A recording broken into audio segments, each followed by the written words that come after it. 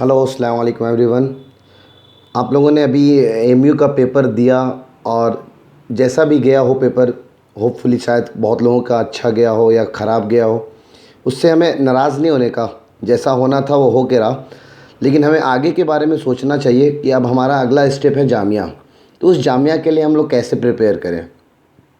तो जामिया +2 एंट्रेंस के लिए अगर बात करें कि उसमें सवाल कितने आते हैं, तो ओवरऑल टोटल 100 सवाल आते हैं, जिसमें मैथ्स के 20 सवाल होते हैं, फिजिक्स के 15 सवाल होंगे, केमिस्ट्री के 15 होंगे, बायो के 15 होंगे, ओवरऑल साइंस के 45 सवाल होंगे, 45 क्वेश्चंस।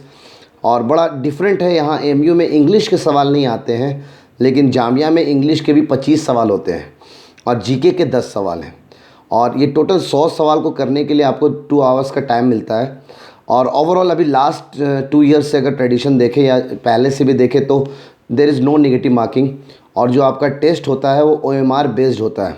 लेकिन मैं आपसे सजेस्ट करूंगा कि आप ना पेपर देने से पहले एटलीस्ट इंस्ट्रक्शन का पार्ट, जो इंस्ट्रक्शन मिलता है आप लोगों को पेपर से पहले, वो इंस्ट्रक्शन के पार्ट को ज़रूर पढ़ें कि क्या वहाँ पे नो नेगेटिव मार्किंग तो लिखा हुआ है या नहीं लिखा हुआ है। अगर नो नेगेटिव मार्किंग है तभी आप उसको तुक्का मारने में, या ऑप्शन अगर ना बनता हो तभी आप तुक्का मारने में बिलीव करें। अच्छा, और सिलेबस की अगर बात करें तो ओवरऑल सिर्फ 10th का पार्ट पूछा जाएगा, 9th के पार्ट से कोई सवाल नहीं होता है। और लास्ट 2 ईयर से इन लोगों ने पेपर देना शुरू किया है, तो उससे पहले आपको पेपर जामिया का नहीं मिलेगा। सिर्फ मार्केट में 2016 और 17 का पेपर आपको अवेलेबल है। तो सर ये अवेलेबल कहाँ से होगा? तो बहुत रेयर किताबों में ऐसा दे रखा है, तो मैंने आप लोग के लिए पेपर ला के अरेंज कर रखा है ताकि मैं आपको ये पेपर दिखा सकूं और आप इसी हिसाब से तैयारी कर सकें। जहाँ तक मुझे आइडिया है, फिजिक्स, केमिस्ट्री और बायो लास्ट 2 ईयर्स से एटलीस्ट पूरा NCERT बेस्ड आ रहा है। या तो NCERT से एज इट इज़ कॉपीड, या थोड़ा बहुत वो लोग स्लाइटली चेंज करें, लेकिन थोड़ा सा लेवल पूछने का तरीका एमयू से थोड़ा डिफरेंट है ना। अच्छा, मैथ्स की अगर बात करें, मैथ्स में 20 सवाल हैं, लेकिन 20 सवाल में बहुत रेयर है 2-4 ही सवाल ऐसे हैं जो NCERT बेस्ड हैं। और वो कॉन्सेप्ट ना थोड़ा यूनिक डिफरेंट यूज़ करें। जैसे आप समझ सकते हैं 2018 का जो पेपर आया अभी एमयू का, उस लेवल का आपका मैथ्स का पेपर आता है। तो पेपर थोड़ा NCERT लेवल से ऊपर है मैथ्स का, तो आपको मैथ्स पर ज़्यादा फोकस करना चाहिए। बहरहाल बाकी सब चीज़ें तो साइंस से ही आती हैं। रही बात, मेन डिसाइडिंग फैक्टर जो मैं मानता हूँ है इंग्लिश।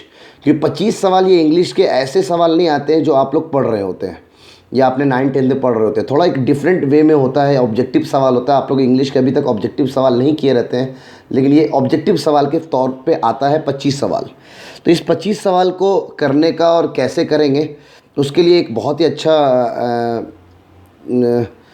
जान पहचान कह सकते हैं आप, उन्होंने जामिया के इंग्लिश लास्ट 2-3 साल से वो तैयारी करवा रहे हैं।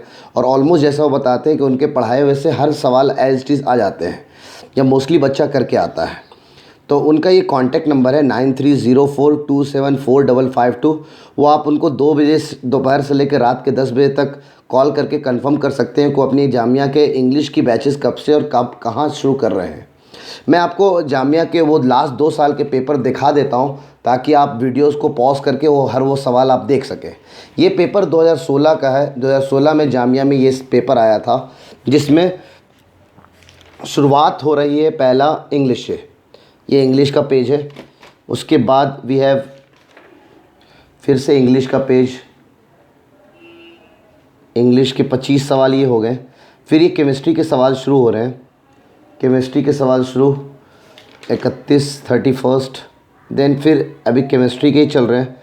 देन ये जीके के कुछ सवाल आ रहे हैं।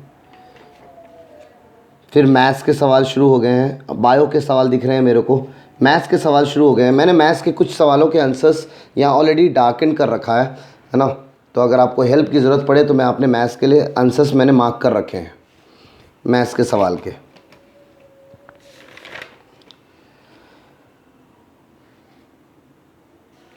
आप देखेंगे सच में ऐसा लेवल NCERT में ऐसे सवाल नहीं। ये NCERT के ऑप्शनल में सवाल एक दे रखा है क्वेश्चन नंबर 1 में। ये एक सवाल उन्होंने कॉपी तो नहीं, as it is similar question बनाया है। और बाकी एमयू में ऐसा, NCERT में ऐसा सवाल नहीं है, ठीक है।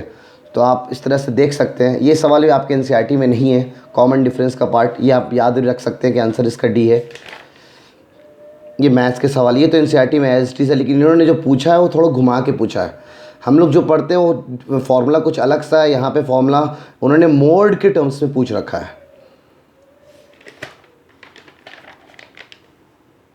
अब ये जीके के सवाल शुरू हो गए हैं यहाँ पे।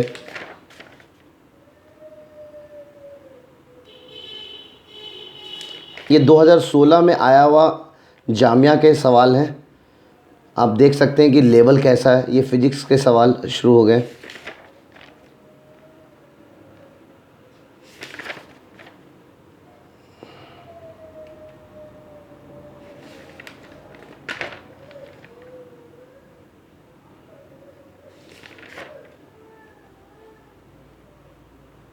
इसमें जो आंसर लगा हुआ है उस पे आप बिलीव नहीं करेंगे कि वही आंसर करेक्ट है, लेकिन मैथ में जो मैंने मार्क कर रखा है साइड में, वो उसको आप मान सकते हैं वो सवाल सॉल्व पेपर है ना। तो ये रहा 2016 का पेपर।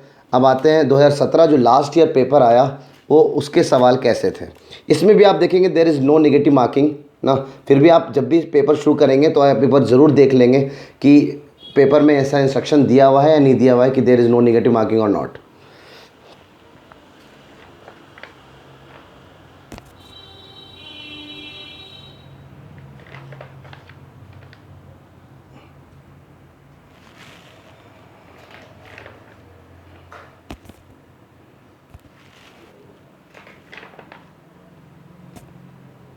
यहाँ पे मैंने मैथ्स के आंसर्स को मार्क कर रखा है, आप देख सकते हैं।